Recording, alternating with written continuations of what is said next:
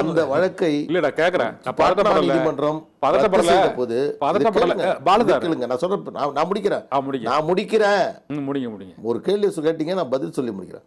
பாட்னா உயர்நீதிமன்றம் அந்த வழக்கில் மாநில அரசுக்கு 2008 ஸ்டாட்டிஸ்டிக்ஸ் சட்டத்தின்படி சாதிவாரி கணக்கெடுப்பு, அதாவது சர்வே, சென்சஸ் அல்ல, சென்சஸ் என்பது மத்திய அரசால் தான் நடத்த முடியும், சர்வே நடத்துவதற்கு உரிமை மாநில அரசுக்கு இருக்கிறது என்று அந்த தீர்ப்பு வழங்கப்பட்டிருக்கிறது.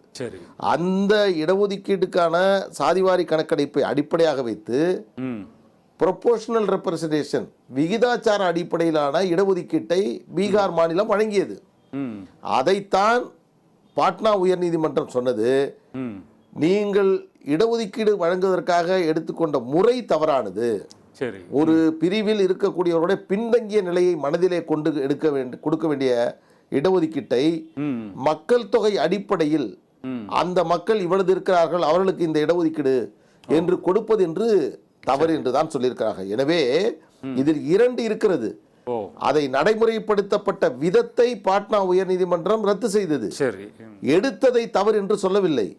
இன்னைக்கு தெலுங்கானா மாநிலத்தில் ஜாதிவாரி கணக்கெடுப்பு நடத்தப்பட்டிருக்கிறது. என்னுடைய கேள்வி என்னவென்றால், சாதிவாரி கணக்கெடுப்பு நடத்த 2008 சென்சஸ் ஸ்டாட்டிஸ்டிக்ஸ் சட்டத்தின்படி மாநில அரசுக்கு அதிகாரம் இருக்கிறது. இதை மறைத்துவிட்டு இதற்கு தவறாக எதிரான கருத்தை சட்டமன்றத்தில் தமிழக முதலமைச்சர் சொல்லியிருக்கிறார். பாட்னா உயர்நீதிமன்றம் ரத்து செய்யவும் இல்லை, மாநில அரசுக்கு அதிகாரம் இல்லை என்று சொல்லவும் இல்லை. எனவே இந்த பிரச்சனையை இன்று நாங்கள் சொல்லுகின்ற பொழுது, இன்றைக்கு சாதிவாரி கணக்கெடுப்பை தமிழ்நாட்டில் நடத்த வேண்டும் என்று பாட்டாளி மக்கள் கட்சி தொடர்ந்து சொல்லுகிறது. அதற்கு 2 காரணங்கள். எல்லோரும் நினைக்கிறார்கள், வன்னியர்களுக்கு 10.5 விழுக்காடு இடஒதுக்கீடை கொடுத்து விட்டார்கள், எனவே அதற்காக சாதிவாரி கணக்கெடுப்பை நடத்த வேண்டும் என்று பாட்டாளி மக்கள் கட்சி சொல்கிறது என்று நினைக்கிறார்கள். ஆனால் 2 காரணங்கள் சாதிவாரி கணக்கெடுப்பை தமிழ்நாட்டில் நடத்தியே ஆக வேண்டும்.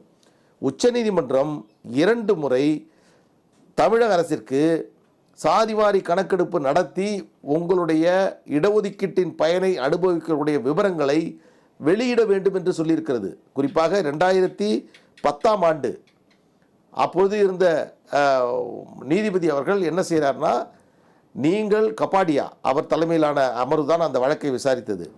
69 விழுக்காடு இடஒதுக்கீடு 9வது அட்டவணையில் சேர்க்கப்பட்டது.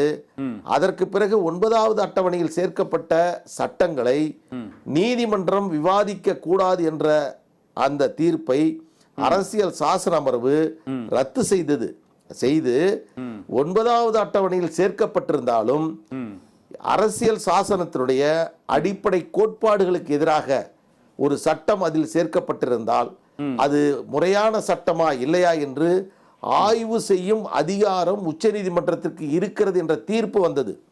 அந்த தீர்ப்புக்கு பிறகு 69 விழுக்காடு இடஒதுக்கீட்டை எதிர்த்து ஒரு வழக்கு உச்சநீதிமன்றத்தில் தொடரப்பட்டது.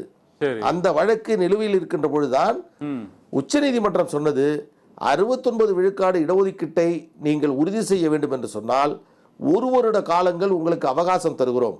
அதற்குள்ளாக தமிழ்நாட்டில் இருக்கக்கூடிய பிற்படுத்தப்பட்ட, தாழ்த்தப்பட்ட, இதர பிற்படுத்தப்பட்ட சிறுபான்மை மக்களுடைய மக்கள் தொகை என்ன என்ற விவரத்தை அறிந்து அதன் அடிப்படையில் நீங்கள் இடஒதுக்கீட்டை உறுதி செய்ய வேண்டும் என்று 2010 அப்போது கலைஞர் அவர்கள் முதலமைச்சராக இருந்தார். அப்பொழுது ஜனார்த்தன ஆணையத்தை கொண்டு ஒரு அறிக்கை அவர்கள் கொடுத்தார்கள். அதை ஏற்றுக்கொள்ள முடியாது என்று சொல்லிவிட்டார்கள். எனவே அந்த வழக்கு இன்றைக்கும் நிலுவையில் இருக்கிறது. அந்த வழக்கு மராட்டா வழக்கு முடித்ததற்கு பிறகு அதை நாங்கள் விசாரிக்கிறோம் என்று சொன்னார்கள். எனவே எந்த நேரமும் எந்த நிமிடமும் தமிழகத்தில் இருக்கக்கூடிய 69 விழுக்காடு இடஒதுக்கீடு வழக்கு உச்சநீதிமன்றத்தில் விசாரணைக்கு வர இருக்கிறது.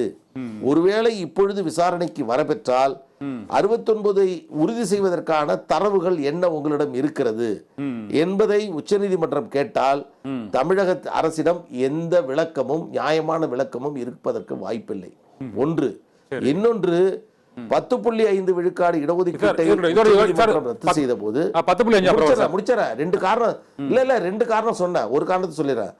10.5 கொடுக்கின்ற பொழுது நீங்கள் எந்த சமூகத்திற்கு வேண்டுமானாலும் உள்ஒதுக்கீடு வழங்கலாம், ஆனால் அதற்கு தேவையான தரவுகளை நீங்கள் திரட்டி அதன் அடிப்படையில் இடஒதுக்கீட்டை முடிவு செய்யுங்கள் என்று சொன்னது.